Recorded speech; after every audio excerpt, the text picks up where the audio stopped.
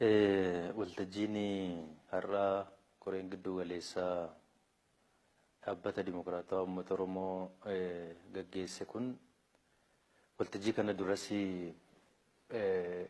koreen hojii raawwachiistuu dhaaba keenyaa waltajjii garaagaraa uumuudhaan haala amma biyya keenya keessatti dhalate kanarraa ka'uudhaan kana keessatti haalli hooggansa keenyaa maal ta'uu qaba akkamitti dubbii kana hoogganuutu nurra jiraata dhimmoota jedhan irratti marii baay'ee yeroo dheeraa fudhate keessa keenyatti gaggeessaa turree jirra.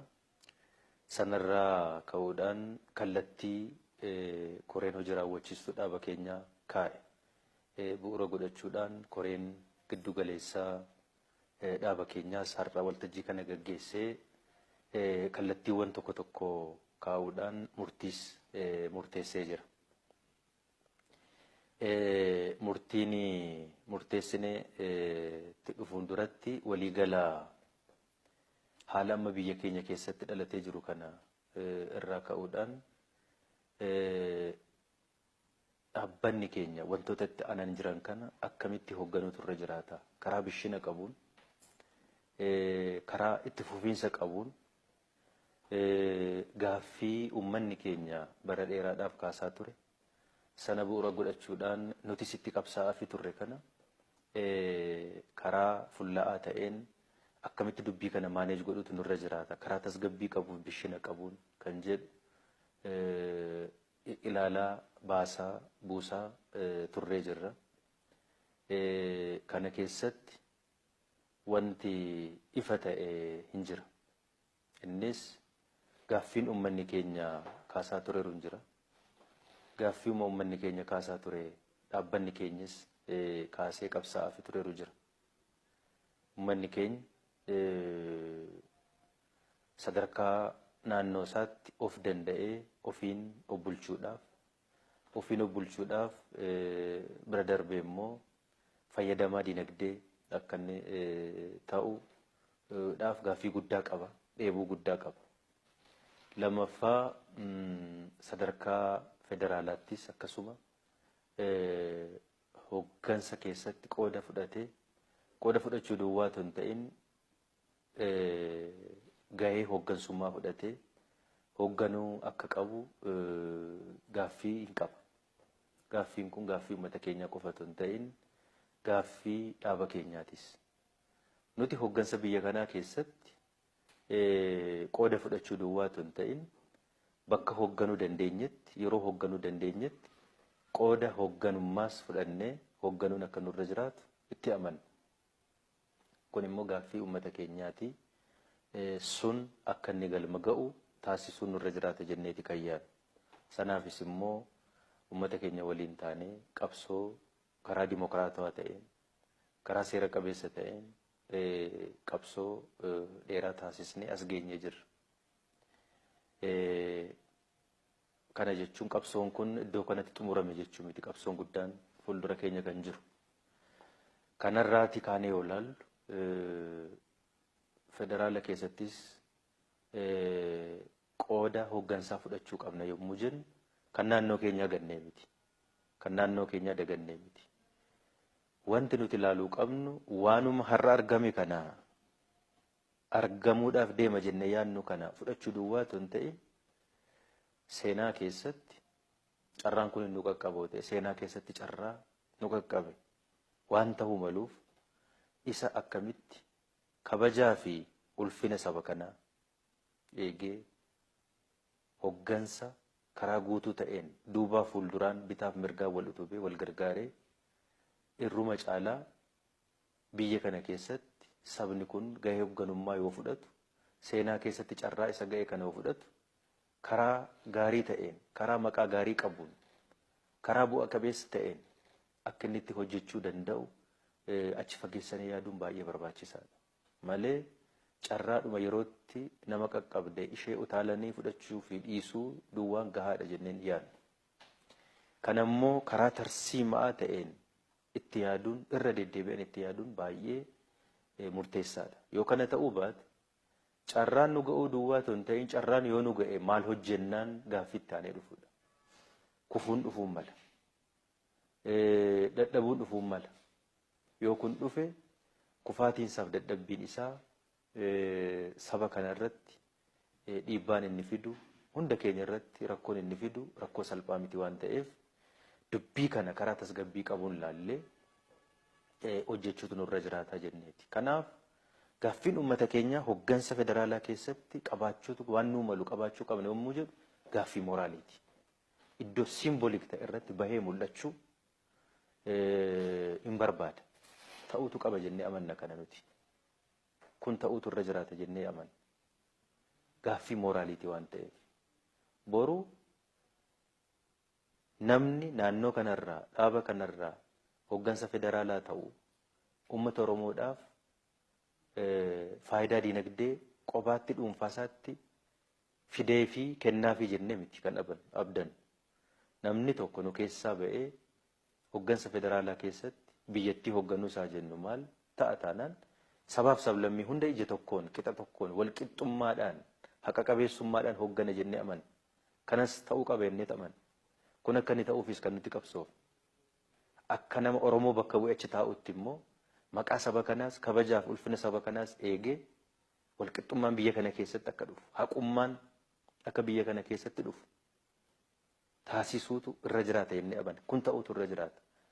Ulfina saba keenyaa fiduu kan dandeenyu waa hannee saba keenyaa fiduudhaan itoo hin ta'in warra haqaaf hojjennu, warra dhugaadhaaf hojjennu, warra walqixxummaadhaaf hojjennu taanee biyya kanarratti biyya kana keessatti carraa nu qaqqabde keessatti kun akka inni ta'u dhugoomsuu yoo dandeenye ulfina saba kanaaf inni irra jechuudha. Kabaja saba kanaaf inni irra jechuudha. Kanatu ta'uutu irra jiraata jedheen abdaddan. Kana godhuudhaaf uummanni Oromoo tokko federaala irratti gahee hoggansaa fudhachuu qabna jedhu gaaffii moraaliiti waan ta'eef inni deebi'uu qabna jennee yaadna. Itti aansee gaaffii dinagdeeti. Gaaffiin dinagdee sabni keenya gaafatus deebi'uutu irra jiraata. Inni kun hundi eessatti deebi'a? Akkamitti deebi'a? Eessatti maal yoo hojjennetu dubbiin kun galma gahuu danda'a kan jedhu tasgabbiidhaan koreen hojii raawwachiistuu keenya ilaalee jira.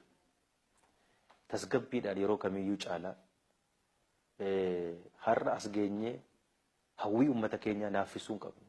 Fedhii uummata keenyaa naaffisuu hin qabnu. Dheebuu uummata keenyaa naaffisuun nurra hin jiraatu waan ta'eef tasgabbiidhaan yeroo kamiyyuu caalaa koreen hojii raawwachiistuu keenya hoggansi keenya sammuu tokkoon qalbii tokkoon yaada tokkoon ilaaf ilaameedhaan wal dhagahee yoo kanarratti asitti akkas goonetu kanatu nu fayyada yoo asitti kana goonetu kana nu fayyada akkasitti yoo deemnetu irruma caalaa bu'aa nuu qaba karaa jedhuun waan baay'ee ilaalaa turee jira. Kana keessatti egaa waan yaadnu kana galmaan gahuudhaaf waan tarsiimaa ta'e kaa'uun barbaachisaadha. Dhimmoota tarsiimaa ta'an yommuu keenyu immoo tarsiimoon sun akka inni galma ga'uuf tooftaa adda addaa tooftaa tarsiimoo keessa sana galmaan sii ga'uu danda'an itti fayyadamuun barbaachisaadha. Kanaaf tarsiimoo keenya kana galmaan nu geessisuudhaaf wantoota na gargaaran hundaa tooftaa hundaa itti gargaaramuun nurra jiraata jennee akka kallattiitti kaawwannee jirra. Kanarraa kaanee puulii hoggansa qabnu akka dhaabaatti qabnu kana keessaa tokkoffaa carraa kanaan hoggansi keenya diigamuun irra hin jiraatu. Inumaan yeroo kana sammuu tokkoo fi yaada tokkoof qalbii tokkoon hoggansa cimaa taanee bahuu qabna. Tokko hoggansa cimaa taanee team spirit, collective leadership uumnee itti bahuun nurra jiraata yeroo kana keessatti critical waan ta'eef. Lammaffaa gaaffii saba keenyaa immoo deebisuudhaaf tarsiimoon keenya galmaan keenya yoo jenne isa waan ta'eef jennee yaadnee hoggansi keenya waan naannoo irra jiru kan akkamitti itti hafuufsisnu waan immoo ergama akka federaalaatti qabnu kan immoo akkamitti ergama guddaa nurra jiru kana galmaan haa geenyu kan jedhu bakka lamatti qoonnee sirriitti ilaallee jirra. Kana yommuu ilaallu waan federaala irra jiru kana ilaaluu duwwaadhaan waan naannoo keenya irra jiru kana immoo in harcaafne yoo taane diignee deemne yoo taane deemne kufaatiidha. Nama tokko mitiiti namni 20-30 iddoo murteessaa ta'an federaala kana irratti barcuma yoo qaban Gaaffiin uummata Oromoo gaaffiin saba Oromoo deebi'ee jechuu miti. Waan ta'eef gama lamaaniin iyyuu ilaalle tokko rakkoon naannoon keenyaa fi uummanni keenya qabu of dandeenye guutummaa tuttuqaa tokko malee naannoon Oromiyaa mootummaan naannoo Oromiyaa of danda'e bulchuu danda'uun injifannoo guddaa tokko jennee yaadna. Tuttuqaa tokko malee harka galfannaa nama kamiiyyuu alatti dhiibbaa qaama kamiiniyyuu alatti of danda'anii karaa ofii fi karaa ofiitiin karaa nuu maluutiin deemuu danda'uun carraa kana argachuun bilisummaa guutuu kana argachuun danda'uun akka mootummaa naannoo Oromiyaatti ariitiidhaan gaaffii uummata keenyaa yeroo gabaabaa keessatti deebisuudhaaf carraa nuu laata jennee amanna. Gaaffiin keenya inni guddaan keessumaa gaaffiin diinagdee, gaaffiin saba keenya tokkoomsuu, gaaffiin dhaaba keenya dhaaba cimaa godhanii lafaa qabanii miillatti godhanii miillaa kaasee hamma mataatti irratti ijaaranii caasaa mootummaa naannoo Oromiyaa miillarraa kaasee hamma mataatti jiru cimaa godhanii ijaaruu yeroo kamiyyuu caalaa yoo itti gargaaramne amma dandeenyaadha. Maaliif dura Oromiyaa irratti haa xiyyeeffannuudha yaadi keenya. Maddi aangoo keenya Oromiyaadhaa fi saba Oromoodha. Fuula durattis hojiin nuyi federaala dhaqnee hojjennu nama dhuunfaadhaan wanti hojjetamu hin jiru. Hamma sabni kun beekamtii hin laanneefitti boruus hin utubnetti namni 10 isaa ta'u 20 isaa ta'u namni 2 ol deemuudhaan bu'a qabeessa ta'uu hin danda'u. Kana immoo kan fiduu dandeenyu inni guddaan mana keenya keessatti waan barbaannu sana hojjechuu dandeenyudha. Bilisummaa guddaa amma argannuun Oromiyaa irratti hojjenne, hojii dinagdee irratti hojjenne rakkoo uummata keenyaa ganda keessa jiru hiikuu dandeenya jennee yaadna. Takaallaa karaa adda addaatiin nu takaalee hamma fiiguu dandeenyu akka nuti hin fiigne kan nu taasise kana amma humna qabnu guutuudhaan fiiguu dandeenya jennee abdanna. Inni guddaan waan as jiru kana yoo deebisuu dandeenya rakkoon uummata keenya irraa jiru walakkaa ol irraa furamuu danda'a jennee amanna. Kanaaf puulii cimaa hoggansa keenya cimaa naannoo kanarratti qabaachuun barbaachisaadha. Ammas wantoonni tokko tokko dhiibamanii haa dhufan iyyuu malee hojiin mana keenya keessatti nu keessatti hojjetamuu qabu hojii baay'ee jira. Hojiin amma nuti jalqabne uummata keenya tokkummaa uummata keenya cimsuu irratti nu hin finne. Warraaqsa dinagdeedhaan jijjiiruudhaaf uummata keenya nuti jalqabne lafan buusne ammas hojii manaa rarra'ee jirudha. Caasaa mootummaa naannoo Oromiyaa ta'e caasaa cimaa hoggansa cimaa of keessaa qabu. Uummata isaaf quuqamee halkanii guyyaa hojjetee jiruuf jireenya uummata kanaa jijjiiru uumuudhaaf ammallee hojii manaa baay'eetu jira. Dhaabni kun dhaaba kana cimsuudhaaf tarkaanfii baay'ee fudhannee qabsoo baay'eedhaan as geenyee jirra. Garuu ammallee dhaaba cimaa ta'e kan ba'e miti. Miillaa qabanii ganaa irratti hojjetamuu barbaada. Karaa adda ta'een cimsuu barbaada. Kana akkasumatti balbala banaa keenye cal jennee rarraanee hundi keenya wal gurree gar tokko yoo deemne wal qabanneetu kufna boru. Yoo asitti jabaanne, yoo asitti cimne, yoo asitti tokkoomne, yoo asitti sammuu tokkoo fi yaada tokkoo fi qalbii tokko qabaanne hojjenne inni nuyi gaarattis qabanne hojjennu sun karaa fuulla'aa ta'een karaa fagoo deema. Yeroo gabaabaa keessatti hankaakuu hin danda'u. Yeroo gabaabaa keessatti cabuu hin danda'u. Kan kana cabsuu barbaadu baay'een jiraachuun mala ta'a. Kan karaatti hankaaksuudhaaf hojjetu baay'een jiraachuun mala ta'a. Garuu uummataan yoo utubame, mootummaa cimaadhaan, saba cimaadhaan, dhaaba cimaadhaan yoo utubame eessayyuu deemuu hin danda'u. Waan ta'eef waan Oromiyaa irratti hojjennu ammas nuuf murteessaadha jennee abdata. Boruufis yoo ta'e. Boruufis yoo ta'e. Waan ta'eef hoggansa cimaa Oromiyaa irratti qabaachuun baay'ee nu barbaachisaadha. Kanaaf immoo akkuma tapha kubbaa miilaa wannoo keessa galanii eenyu eessaan yoo taphate irruma caalaa bu'aa fida. Eenyu immoo eessaan yoo taphate irruma caalaa bu'aa san argamsiisa. Ija kanaan haa ilaalluudha. Ija kanaan laallee puulii qabnu keessaati. Abaloo akkasitti yoo qopheeffanne, abaloo akkasitti yoo qopheeffanne, abaloo akkasitti yoo qopheeffanne garuu immoo walii yaadnee tiimii tokkoon yoo hojjenne isa iddoo tokko jiru gataa, isa iddoo tokko jiru dagataa, isa iddoo tokkotti xiyyeeffachuu duwwaa tun ta'in bakka lamaan irratti iyyuu xiyyeeffannee yoo hojjenne wal qabannee karaa fagoo deemuu dandeenya. Waan uummanni keenya nurraa yaadus galmaan ga'uu dandeenya. Jennee ija kanaan qalbiidhaan mari'annee tarsiimoo kaawwannee hoggansa cimaa naannoo irratti qabaachuu qabnu, ammas itti fufsiisuu qabnu keenyee jirra. Kana cimsuu irratti hojjetamu waan amma jalqabame kana cimee akkanitti hojjechuu danda'u. Gara federaalaa immoo carraan kun waan amma jalqabneef qabsoon amma nu jalqabne kun nu qaqqabee yoo dhaqne immoo isa immoo karaa nu saalfachiisuu hin dandeenyeen, nu qaanessuu hin dandeenyeen successful akkamitti goona kan jedhu ilaallee kanarratti tooftaa tarsiimoo keenya galmaan gahuudhaaf sirreeffama tokko tokko taasisnee jirra.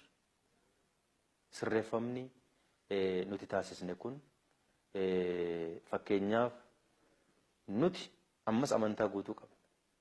Federaala irratti Oromiyaan dhaabni keenya gahee hooggansaa fudhatee hoogganuu qaba kan jedhu qabsaa'aafis dhufnee jirra. Har'as qabsaa'aa jirra, borus hin qabsoof. Kun gaaffii keessan galu karaa dimokiraatawaa ta'e. Yoo kana goonu immoo eenyu eessatti hojjetetu immoo irruma caalaa bu'aa fida kan jedhu ilaallee boru ulaagaa kakka'u tokko tokkodhaaf kanan guuttanne kanan nu hafa jennee wanti nu qaqqabu akka bakka akka tasaa kan taane ammumarraa karaa guutuu ta'een qophaa'u waa hundaa nurra jiraata jennee dhimma kana gadi teenyee yeroo dheeraas fudhannee irratti hojjetaa turre walii galuudhaan amantaa guutuudhaan sirreeffama tokko tokko taasisnee jirra. Innis fakkeenyaaf eenyuun keenya eenyurra fooyyee godhannee miti. Eenyuun keenya eenyu gadi taanee miti. Akka tapha kubbaa miilaa sana. Eenyu eessatti yoo taphatetu bu'aa irruma caalaa tiimiidhaan barbaannu kana galmaan gahuu dandeenya jedhan jedhu sana ilaallee shigishigii tokko tokko ulaagaa gaara sanatti nutti ka'uu malu sana hanqisuudhaaf jecha akka dhaabaatti hoggansi tarsiimoo kana galmaan gahuudhaaf tooftaa yeroo gabaabaa kana akka tooftaa yeroo gabaabaa jennee itti fayyadamne kana Dr. Abiy gara hoggansa dhaabaatti dhufee akka inni hogganu, ani ittaanummaadhaan akka inni hogganu, Dr. Warqineen gara koree giddu galeessaatti dhufee akka inni hogganu murteessinee jirra koree giddu galeessaa keenyaatiin. Kana hunda kan goone ummata keenyaaf nama hundaaf ifa ta'uu kan qabu wanti tokko dhalatee miti. Tarsiimoo amma qabanne kana galmaan gahuudhaaf tooftaa fayyadamnedha. Tooftaa fayyadamnedha. Siyaasa kun iddirii miti, maabara miti. Siyaasa keessa immoo tapha baay'ee jira. Haa waan ummanni kun barbaaduu fi tarsiimoo kaawwanne sana galmaan nuu geessisuu danda'a jennetti amannetti yaadne hunda itti gargaaramne hojjenna. Jennee akkasitti sirreeffama kana kaasee goonee jirra. Yoo kana ta'u tiimiin nama tokko nama lama qopheessuu duwwaa otoo hin taane tiimiidhaan qaamni federaala deemu sun tiimiidhaan akkitti hojjechuu danda'u. Achi deemee immoo maal hojjeta? Akkamitti hojjeta? Kan jedhus kakkeenye akkasitti sirreeffama kana taasisnee jirra. Tiimiin naannoo irratti hafu immoo maal hojjeta? Hojiinsaa manaa guddaan maali? Isas tokko lamaan keenye. Lamaan immoo akkamitti wal dhugee, wal dhaggeeffatee, wal hubatee hojjeta kan jedhus akkasitti kaawwannee sirreeffama kana taasisneeti hojii itti aanu hojjechuudhaaf koreen giddu galeessaa keenya murtii har'aa kana murteessee kan addaan ba'e.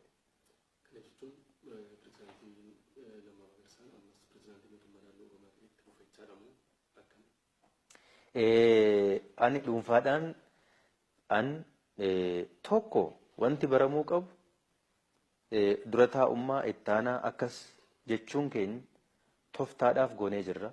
Kana jechuun akkuman kaleessa dhaaba kana mootummaa kana hoogganaa turetti nan hooggana. Warri kaanis akkasuma. Akkuma kaleessa hoogganaa turretti nan hooggana. Hamma akka yaada keenyaatti anis tiimiin amma ijaaraa jiru kun naannoo irratti hojiin dhaaba kana keessatti hojjetaa jiru kun hojii manaa baay'een an of harkaa qabadhee jiru kun akkasumatti cal jennee rarraasnee addaan kutuun deemee dhiibbaa baay'ee nurratti fida waan ta'eef waan amma addanatti qabanne kana jabaannee cimsinee anis pirezidaantummaadhaan itti fufee waan addana jiru waan naannoo Oromiyaa fi akka mootummaatti hojii dhaabaa naannoo kanarra jiru kana yoon hojjedhe tiimii na waliin jiru kana waliin irruma caalaa bu'aa qaba. Tiimiin inni kaan immoo gara federaalaa dhaqee hojjete irruma caalaa hojii achi jiru sana maqaa saba keenyaas eegsisee kabachiisee hojjechuu danda'a jennee ija kanaan ilaalleetu dubbii kana kan hojjenne. Yoo kana goon yoo akka taayitaadhaaf ta'e yoo barcumaaf ta'e barcumarra barcumni hin caala carraa keessatti seenaa keessatti yoo si qaqqabu fudhachuudhaaf hawwii guddaatu jira. Hundi keenya birayyuu namni hundu na'u garuu barcuma hawwuu duwwaadhaan waan yaadne akka sabaatti sabni kun gatii guddaa kan itti kaffalee kana galmaan geenye jechuu miti. Irruma caalaa eessa yoo teenye hojjennetu waan sabni kun gatii itti kaffalee kana galmaan gahuu dandeenya. Anis akka dhuunfaa kootti waan nama jalqabe kana itti xaaree asiin ga'e kana saba kanaaf bu'aa buusoo hin jedhe waan Oromiyaa irratti jalqabne kana yoo galmaan gahuu dandeenya. Humna guutuudhaan dhiibbaan garaagaraa nurraa dhaabbate tuttuqaan garaagaraa nurraa dhaabbate waan qalbii keenya gamaaf gamana nu facaasee tasgabbii nu dhowwuudhaan yeroo keenya nurratti nyaatu kun nurraa dhaabbate yoo jenne kadhamma fiignu harka 2 3 4 fiiguu dandeenya jedheen amanaan. Onnee guutuudhaan halkanii guyyaa oliif gadi fiignee jijjiirama ariitiidhaan yeroo gabaabaa keessatti dhufuu danda'u Oromiyaa irratti fiduu dandeenya jedheen amanan.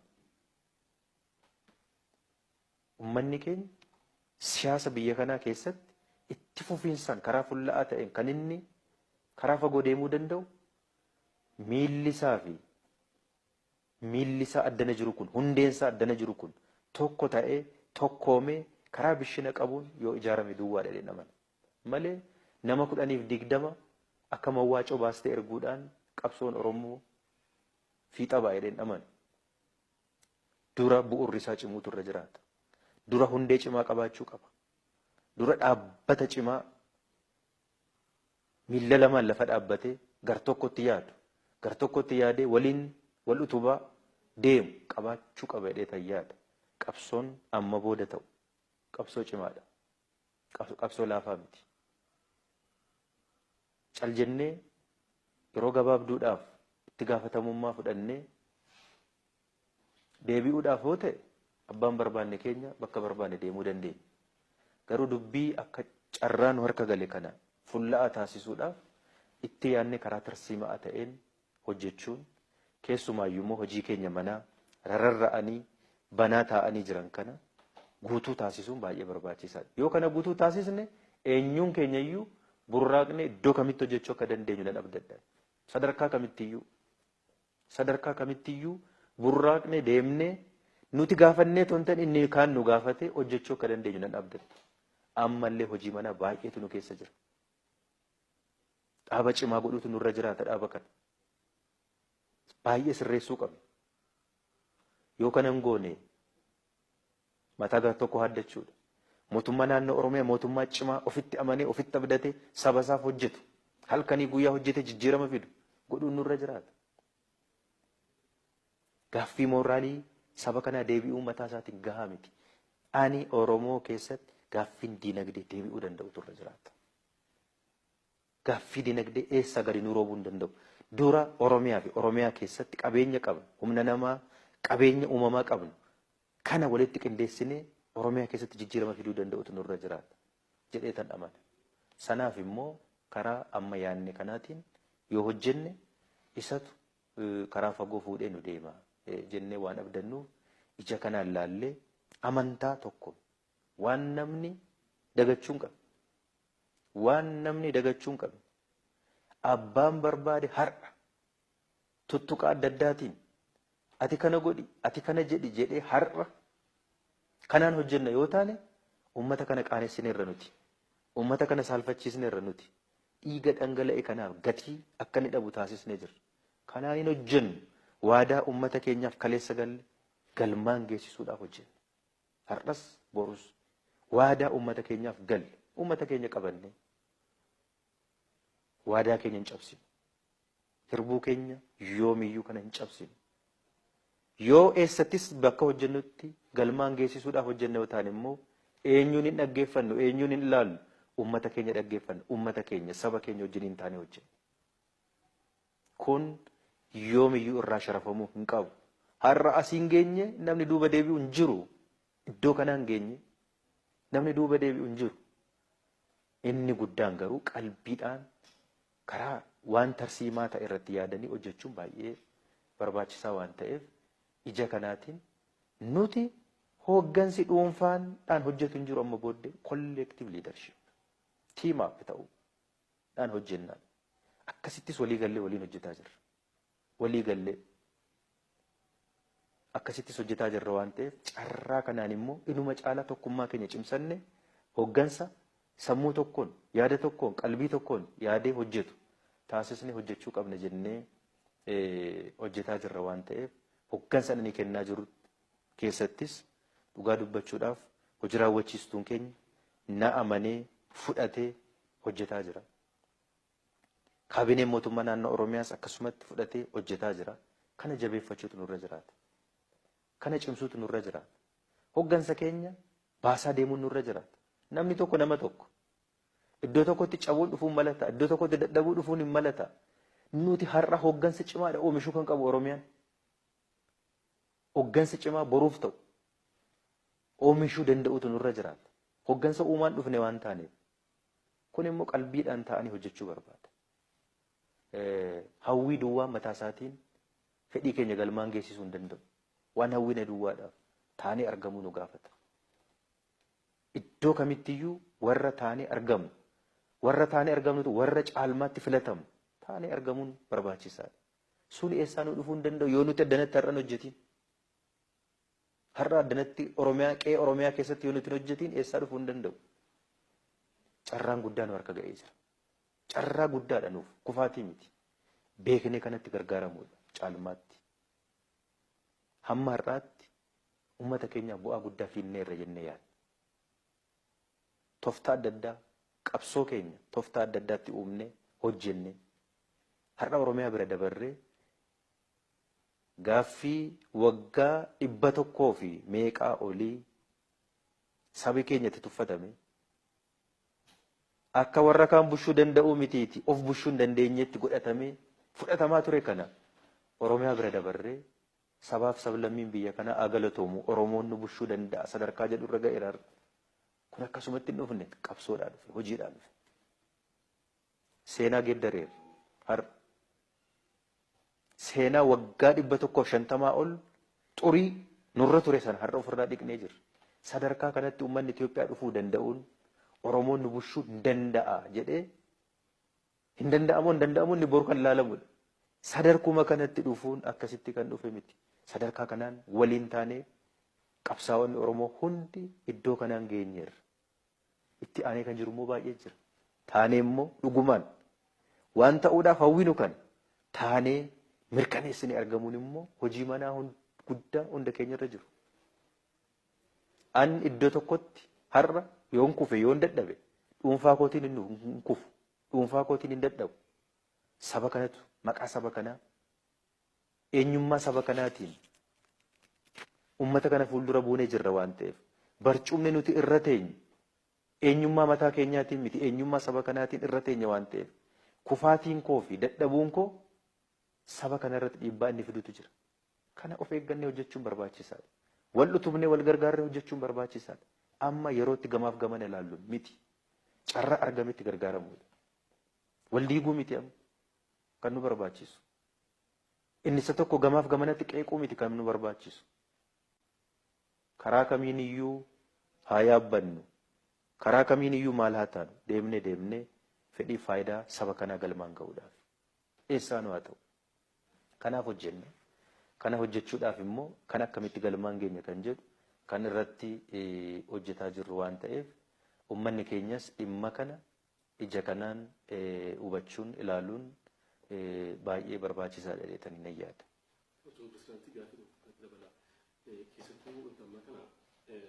Uummanni Oromoo seenaa waggaa 150 waliin simkaa keessatti carraa akkasii ani argatee jedhee yaadu carraa kana fiduu keessatti immoo hooggansi mootummaa naannoo Oromiyaa gahee guddaa akka taphatu kun eenyuuf beekamaadha. Yeroo ammaa kana immoo ijji addunyaa ijji sababii biyya kanaa ijji Oromoos obbo Lammaa Magarsaa irra jira. Kanaaf jedhee obbo Lammaa Magarsaan muummicha ministeera biyya kanaa ta'e yeroo hojjete faayidaa guddaa irraa arganna jedhanii namoonni amanan biyya keessatti hedduudha jecha. Kana malee immoo qaamoleen adda addaa asirraa amantaa qaban maqaa keessan baay'ee leellisuudhaan laphee uummata kanaa hedduu fannisaniiru. Sababa sablabii biyya kanaa hedduu fannisaniiru. Yoo akkas ta'us immoo carraa argame kana taaktikaalii keessa rakkoo jiru ana akka odeessaatti nu baadhillee uummanni garuu har'allee isin eegaa jira. Isin yoo carraa kana dabarsitanii nama biraatti kennitan. Tokkoffaa wanta kun waan hin biramne seenaa uummata Oromoo keessatti seenaa guddaadha jedhee amananii parsanaalii. Yoo isin immoo dabarsanii kennitan uummanni immoo lapheensaa jaalala qaburraa keeffannefamee jira. Kana wal bira qabdanii ilaaltan wanti kun akkamitti ilaalamuu qaba. Namoonni keessa akkuma isin dura kaastan wanti kun of keessaa waa qabaa jedhanii immoo akka shakkan waan fiduuf yoo waan kana akkamitti uummata kanaa ifa gootu laatti qabu. Akkuma nani calqaba irratti kaase wanti amma nuti hojjennu kun dhiibbaa addaa fi tuttuqa addaa qaba jedhamee kan shakkamu namni kamiyyuu ifa ta'uu kan qabu dhiibbaa nama kamiiniyyuu waan murteessinuuf waan hojjennu har'an hojjennu abadan kana irratti namni hundi ifa ta'utu irra jiraata. Ani har'a irra ga'ee waan dhiibuu qabnu hundaa dhiibnee waan gochuu qabnu hundaa goonee har'a irra geenye dhiibbaa nama kamiiniyyuu waan murteessina taanaan saba kana tuffachuudha. Qabsoo saba kanaa gatii dhabsiisuudha. Abadan hin goonu. Kana gochuuf miti kan hojjetaa jirru miti. Wanti baramuu qabu garuu dubbii ija siyaasaatiin ilaaluun baay'ee gaariidha. Nuti maali kan barbaannu isa dura ilaaluudha. Dura qe'ee keenya walaboomsuudha moo kan nuti barbaannu? Dura of walaboomsuudha of bilisoomsuudha moo kan nuti barbaannu? Waa biraadha. Isa sirriitti ilaaluun gaariidha. Inni immoo isa kamtuu yoo nu walaboometu irruma caalaa fayyadamnaan isa ilaaluu qaba.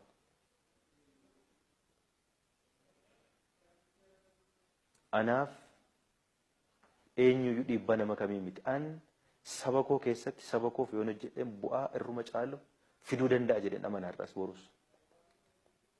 borus. Waan jalqabne hin fidne waan ta'eef. Hin jalqabne malee hin fidne galmaan hin geenye. Wanti amma nu jalqabne kun duuba nu jalaa deebi'uu danda'a. Qabsoon saba kanaa duuba deebi'a jedheetan miti. Garuu achi keessatti wantoonni sirraa'uu qaban baay'eetu jira. Nuti har'a baanee mul'achuu keenya an dhuunfaa kootiin hojii addaa hojjedheeradhe yaadu. Kabaja kanaan kan nu geessise saba kana. Ulfina kanaan kan nu geessise saba kanadha. Malee dhuunfaa koodhaan an eenyuunuu caalee miti. Eenyuuniyyuu caalee jedheetan miti. Saba kanattis abdannee immoo waan gochuu qabne too hin saalfatiin etoon sodaatiin gooneerra. Kan abdanne eenyu isaan? Saba kabaja nutti hore, ulfina nutti hore, beekamtii nuu kenne. Sana abdanneet hojjennu. Borus ija sanaan hojjennu. Saba kana salphisuudhaaf miti har'as.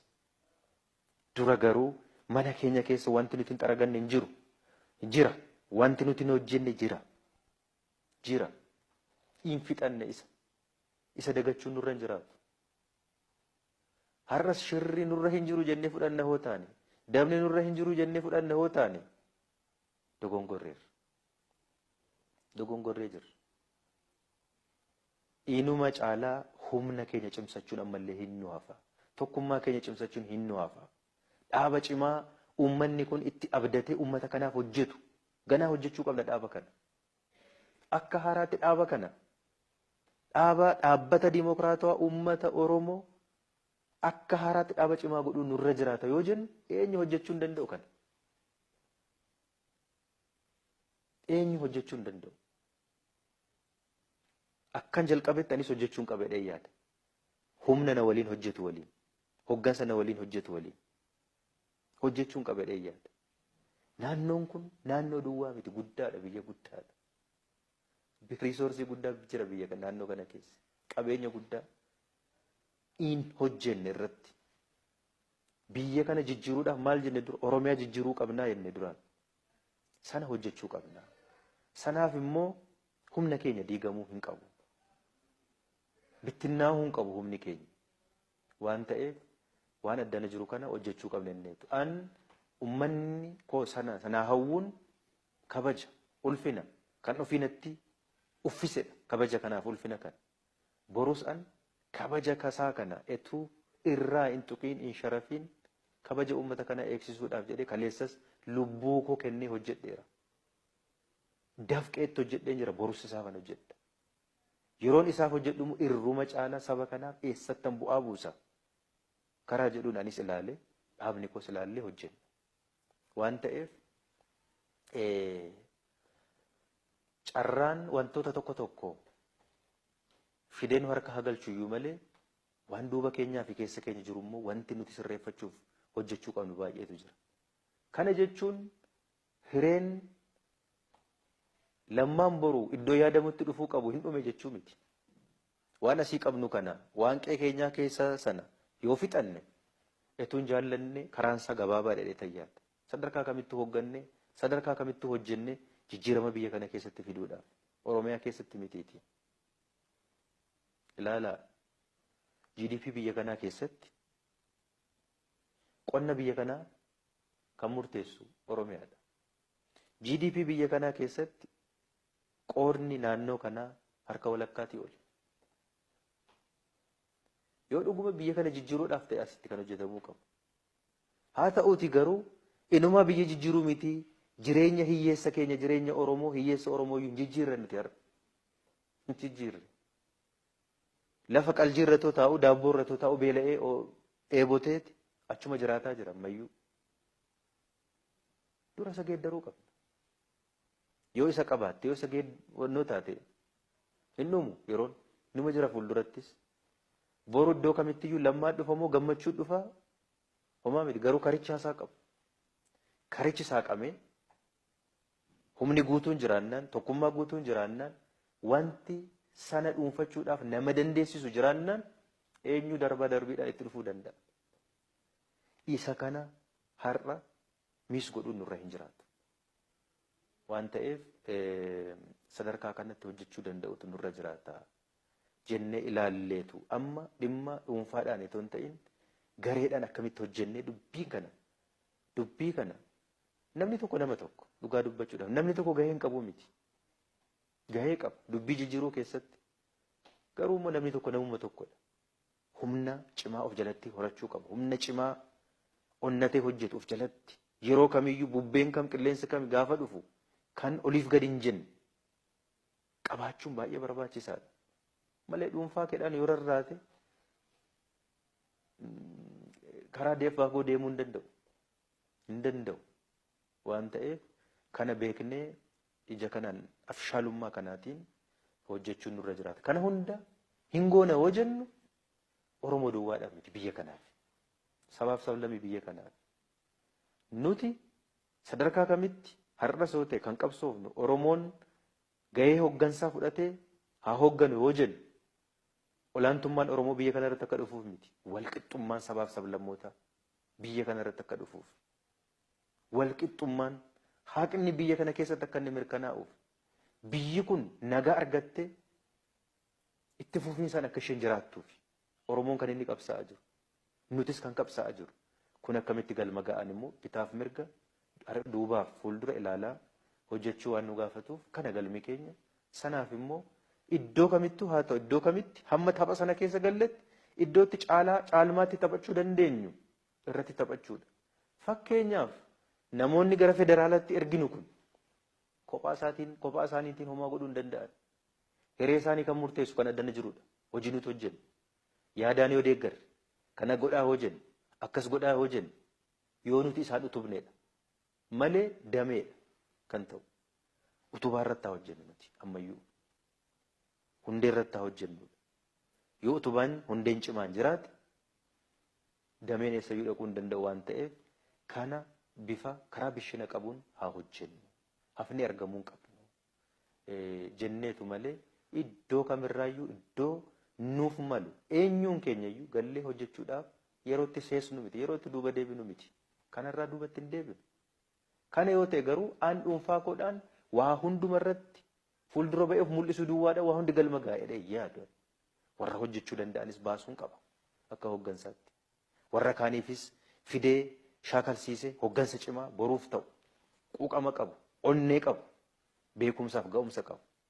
Garuu immoo siyaasni kun immoo galee fi keessatti hojjechuu danda'u. Sana uumuu danda'uun hojii guddaadha. Hoggansa cimaa gaafata. Akkasitti hojjechaa hin dhufne nuti.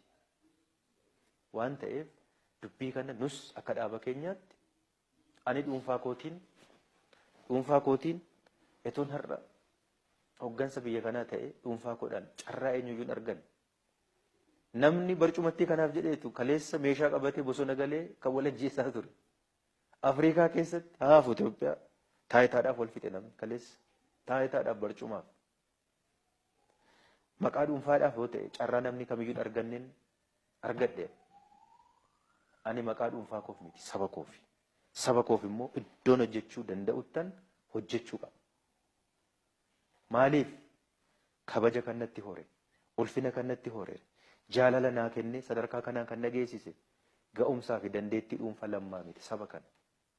Eessatti yoon hojjedheefin bu'aa buusaa fi yaadeen kamirraayyuu wannoo ta'e hojjechuun qaba malee ija taayitaa yoo laalu carraa namni kamiin arganneen argata. Yoo ta'e isa utaalee fudhachuudha kan ani qabu har'a.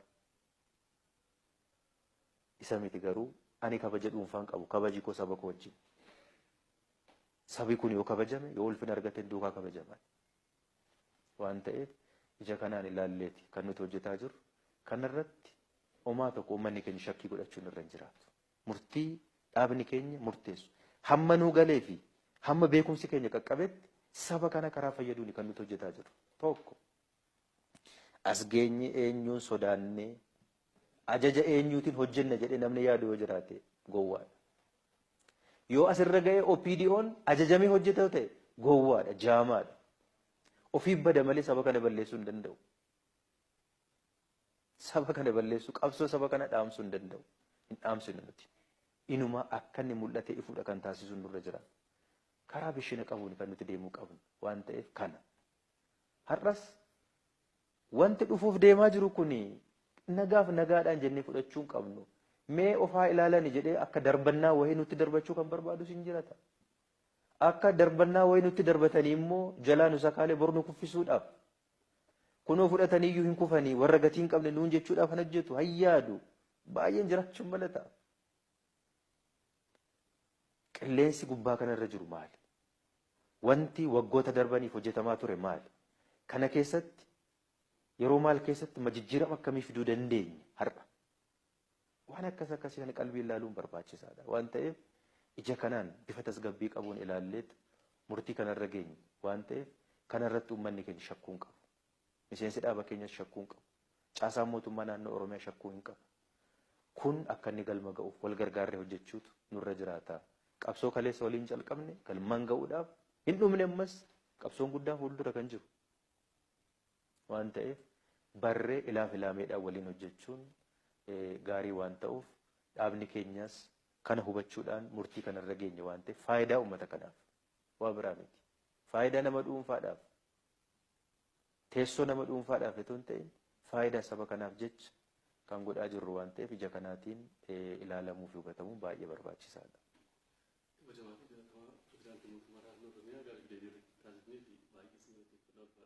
Fayyadaa.